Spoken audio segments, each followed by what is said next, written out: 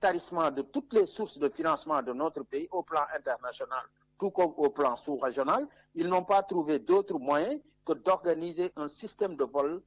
organisé et très méthodique qui a consisté à faire des retenues, donc arbitraires sur les salaires des enseignants allant de l'ordre de 100 000 à 300 000 francs, ce qui ne peut être justifié par aucune législation, et ce, certainement pour remplir les caisses de l'État. Et nous avons pris acte de ce qui a été posé par le gouvernement du Sénégal, et en tant que citoyens très responsables, patriotes, qui avons contribué depuis les indépendances jusqu'à maintenant à la construction de cette nation, au développement de notre pays, mais nous irons aussi dans le sens d'apporter la riposte qui sied pour montrer au gouvernement du Sénégal que nous sommes quand même une force incontournable dans ce pays-là, et que ces pratiques politiciennes et démagogiques consistant à faire des enseignants quand même des alliés pendant que les acteurs politiques sont à la tête du pouvoir, notamment des opposants, et dès qu'ils arrivent au pouvoir, ils en font des adversaires, mais nous les connaissons, ces pratiques, et nous allons les anéantir parce que nous n'allons pas nous laisser faire.